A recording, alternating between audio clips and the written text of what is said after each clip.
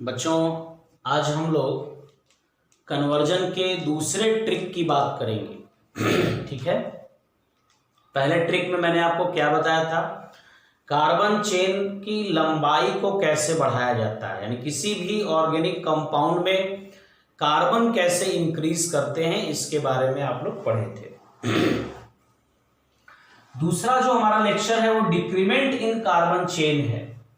कैसे किसी भी कार्बन चेन को डिक्रीज करेंगे, अगर हायर मॉलिक्यूलर वेट का कोई कंपाउंड है कैसे उसको लोअर में, उसमें कार्बन चेन में कैसे कमी लाएंगे, ये ट्रिक आप लोग देखिए समझिए। मैं सिंपल एक एग्जांपल बच्चों प्रोपेन का लेता हूं, और प्रोपेन से, ये प्रोपेन का एग्जांपल हो गया, और प्रोपेन से देखिए मैं क्या बनाऊंगा। प्रोपेन से पहले मैं बनाऊंगा CH3 सिंगल बॉन्ड CH3, और इसको आप लोग जानते हो एथेन के नाम से। फिर इस एथेन को मैं चेंज करूंगा किसमें, मेथेन में। यानी यहां देखिए कार्बन कितना है, 3 कार्बन, इसमें कितना कार्बन हो गया, 2 कार्बन, और इसमें कितना कार्बन हो गया, 1 कार्बन। तो यहां मैं कार्बन को कैसे डिक्रीज किया जाता है ये बताने जा रहा हूं आपको, ध्यान दीजिएगा। तो प्रोपेन का पहले हम लोग क्या कराते हैं बच्चों, हैलोजिनेशन। हैलोजिनेशन एक ऐसी प्रक्रिया है जो सब में हम लोगों को लगभग करानी है। हैलोजिनेशन कराने से देखिए फायदा क्या मिलेगा, यहां से एक हाइड्रोजन निकाल देंगे, ये हाइड्रोजन निकला और Cl यहां पे बच्चों आके जुड़ गया, तो ये प्रोपेन बन गया, प्रोपाइल क्लोराइड में कन्वर्ट हो गया। अब चूंकि हम लोग कार्बन चेन में कमी करना होता है, तो हैलोजिनेशन करने के बाद अगला स्टेप क्या होगा, एक्वस KOH या NaOH का भी प्रयोग कर सकते हो। एक्वस माने जलीय, जलीय पोटेशियम हाइड्रोक्साइड का प्रयोग करोगे तो यहां बच्चों ये Cl K के साथ KCl बना के बाहर हो जाएगा, और ये OH आके यहां जुड़ जाएगा। यानी आपने इसको किस में कन्वर्ट कर लिया, आपने इसको बच्चों अल्कोहल में कन्वर्ट कर लिया। ठीक है। यानी अगर आप चाहें तो प्रोपेन से प्रोपेनॉल बनाना हो तो भी ये मेथड यूज कर सकते हैं, प्रोपिल क्लोराइड से प्रोपेनॉल बनाना है तो भी ये मेथड यूज कर सकते हैं। इस कंपाउंड का नाम है प्रोपाइल क्लोराइड, या 1-क्लोरोप्रोपेन भी लिख सकते हो।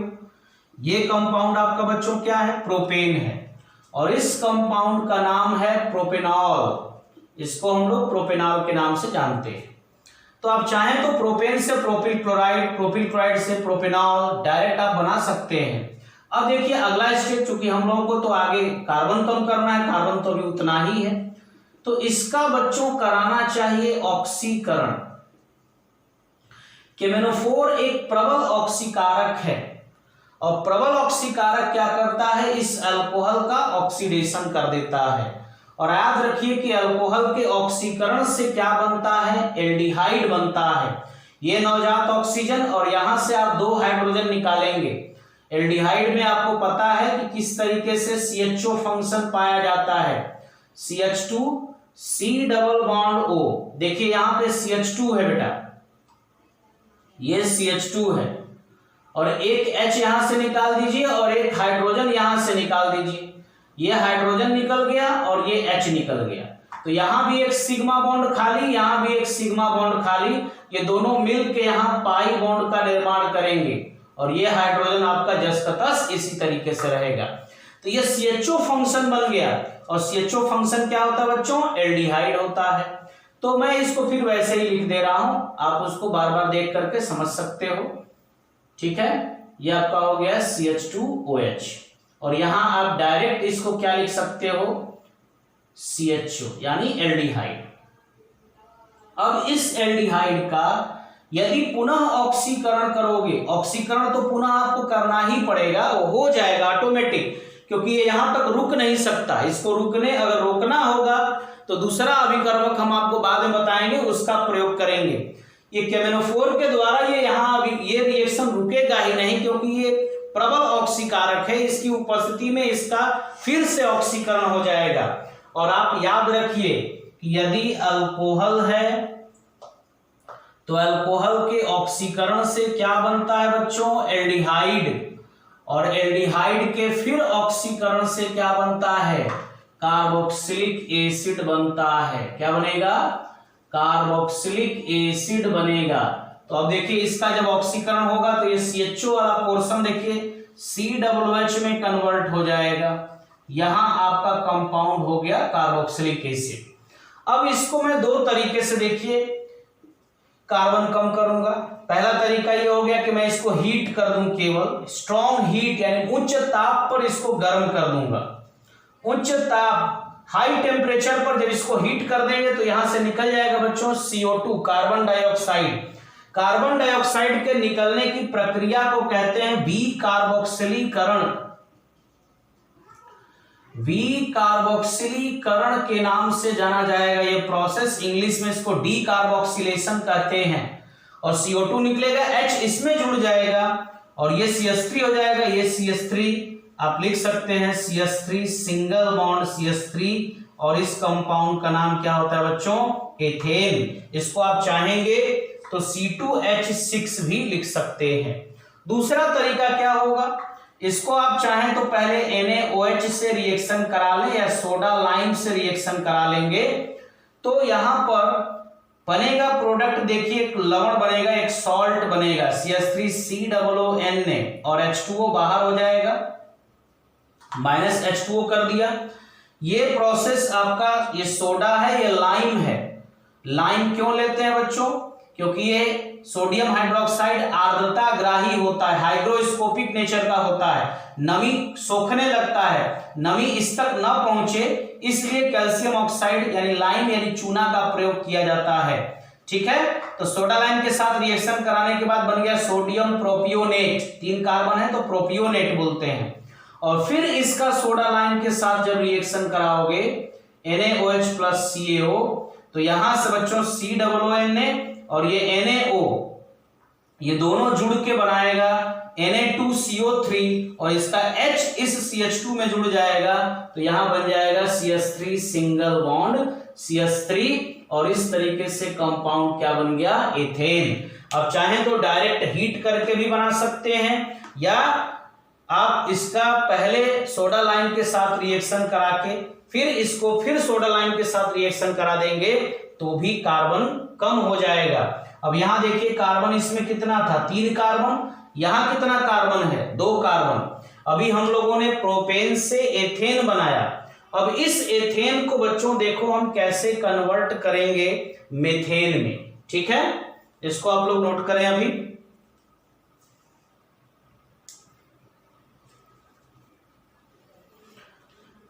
इस एथेन को कन्वर्ट करने के लिए देखिए मैं इधर का मिटा दे रहा हूं, इसको आप लोग ध्यान देंगे बेटा। ठीक है, अब देखिए इस एथेन को कन्वर्ट करने के लिए मैं फिर वही रिएक्शन दोबारा करूंगा, फिर से क्लोरीनीकरण कराऊंगा, हैलोजिनेशन। तो देखिए प्रोडक्ट क्या बनेगा, CH3CH2Cl बनेगा। फिर इसका रिएक्शन मैं कराऊंगा बच्चों एक्वस KOH के साथ। एक्वस KOH के साथ जब रिएक्शन होगा तो ये CH3CH2OH बन जाएगा। फिर इसका मैं केमेनोफोर के साथ ऑक्सीकरण कराऊंगा या केमेनोफोर के जगह पे मैं K2Cr2O7 भी ले सकता हूं। और ये जो केमेनोफोर होता है बच्चों H2SO4 के साथ यानी अम्लीय माध्यम में लिया जाता है। H2SO4 के साथ केमेनोफोर को भी लेते हैं और H2SO4 के साथ इसको भी लेते हैं। तो ये अल्कोहल है, इसका ऑक्सीकरण होगा तो क्या बनेगा, इसको जस्ट का तस रहने दीजिए और इसको CHO में कन्वर्ट कर दीजिए, ये एल्डिहाइड हो गया। आपको बता चुका हूं अभी। और एल्डिहाइड का पुनः ऑक्सीकरण होगा क्योंकि ये रिएक्शन यहां रुकेगा नहीं। और एल्डिहाइड के ऑक्सीकरण से क्या बनेगा, कार्बोक्सिलिक एसिड बनेगा। इसको यदि आप स्ट्रॉन्ग हीट कर दें तो कार्बन डाइऑक्साइड निकल जाएगा, तो ये CH3 और H जुड़ जाएगा तो प्रोडक्ट क्या बनेगा, मेथेन। तो इस तरीके से एथेन से मैंने बनाया, प्रोपेन से पहले बना लिया एथेन और एथेन को मैंने वापस कन्वर्ट कर दिया किसमें, मेथेन में। इसको चाहे तो आप लोग सोडा लाइम के साथ भी रिएक्शन करा सकते हो, NaOH प्लस CaO। अब ये इसमें आप H हटा देंगे, Na जोड़ देंगे तो देखिए क्या बनेगा, CH3COONA। नाम है इसका सोडियम एसीटेट और इस सोडियम एसीटेट का फिर से सोडा लाइम से जब रिएक्शन कराओगे बच्चों तो ये COONA और ये NaO Na2CO3 बना के बाहर निकल जाएगा और बाकी जो H है वो CH3 में जुड़ गया तो प्रोडक्ट क्या बना, CH4 मेथेन का निर्माण हो गया। यहां मैकेनिज्म मत सोचना, आपको बस प्रोसेस समझना है कि कैसे किसी भी ऑर्गेनिक कंपाउंड में कार्बन चेन को कम किया जाता है। ठीक है, मैं देखिए दोबारा आपको फिर एग्जांपल एक मैं दूसरा देता हूं। ठीक है, इस बार दूसरा एग्जांपल लेकर के हम लोग यही सेम कार्य करेंगे दूसरे लेक्चर में। ठीक है, क्योंकि आपको मेन सीखना है और इसको जितनी बार प्रैक्टिस करेंगे, रटेंगे तो नहीं याद होगा, जितनी बार प्रैक्टिस करेंगे उतना ही अच्छा होगा। फिर से मैं एक दूसरा एग्जांपल ले लूं, देखिए, और एग्जांपल मैं ले लेता हूं बच्चों ब्यूटेन का। चलिए देखिए, ये ब्यूटेन है, 4 कार्बन। पहले इसका हैलोजिनेशन कराएंगे सूर्य के प्रकाश की उपस्थिति में। देखिए CH3 CH2 CH2 CH2 Cl बना। फिर इसका एक्वस KOH के साथ रिएक्शन करा दोगे तो यहां Cl हट जाएगा, CH3 CH2 CH2 CH2 OH alcohol बना। इसका केमिनोफोर अम्लीय माध्यम में H+ मतलब अम्लीय माध्यम में इसका ऑक्सीकरण कराएंगे तो ये पूरा पोर्शन CHO में कन्वर्ट हो जाएगा, बाकी उसको आप वैसे ही रखेंगे। ये हो गया CHO। फिर ऑक्सीकरण की प्रक्रिया होगी और जब ऑक्सीकरण की प्रक्रिया होगी तो ये CHO किस में चेंज हो जाएगा, COOH में।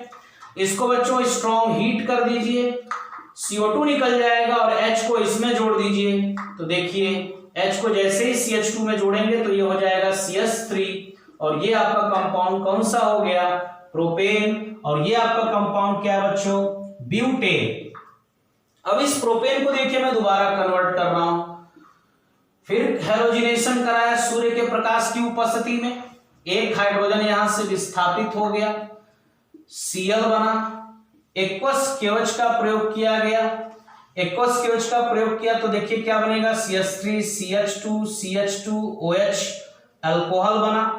अल्कोहल का केमिनोफोर की उपस्थिति में अम्लीय माध्यम में ऑक्सीकरण कराया तो ये CH2OH CHO में कन्वर्ट हो जाता है। एल्डिहाइड समूह यहां पे प्राप्त हुआ, प्रोपेनल्डिहाइड या प्रोपेनल भी इसको आप कहते हो। फिर ऑक्सीकरण की प्रक्रिया होगी तो ये एल्डिहाइड किस में चेंज होगा, कार्बोक्सिलिक एसिड में चेंज हो जाएगा। और कार्बोक्सिलिक एसिड को यदि आप स्ट्रॉन्ग हीट कर देंगे तो कार्बन डाइऑक्साइड बाहर हो जाएगा, ये CO2 निकल जाएगा, H इसमें जुड़ जाएगा। तो इस तरीके से आपका कंपाउंड क्या बन गया बच्चों, एथेन का निर्माण हो गया। चलिए फिर अभी और कार्बन कम करना है, देखिए CH3 CH2 Cl बन गया।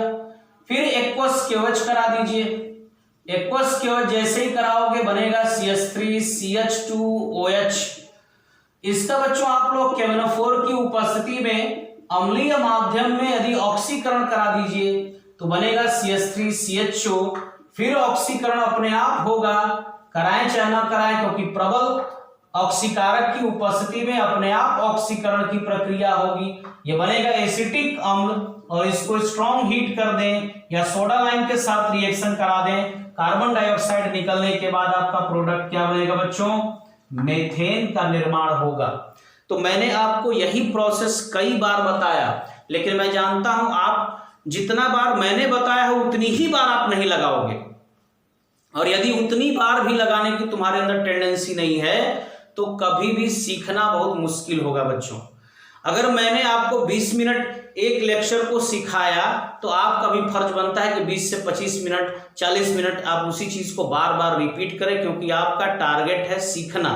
मैं एक ही दिन में सारे लेक्चर आपको बना करके भेज सकता हूं, सारे ट्रिक बता के भेज सकता हूं, लेकिन मैं चाहता हूं कि थोड़ा थोड़ा करके वीडियो आपको मिले, उसको देखिए, उस पर प्रैक्टिस करिए। जो बच्चे 11 में पढ़ चुके हैं उनके लिए कोई प्रॉब्लम नहीं है, जो डायरेक्ट 12 में गए होंगे बिना 11 में ऑर्गेनिक पढ़े अच्छे से तो उनके लिए स्पेशली है, या जो एंट्रेंस वगैरह की तैयारी कर रहे होंगे वो भी कर सकते हैं। किस तरीके से कन्वर्जन करना है ये आपको ध्यान देना होगा।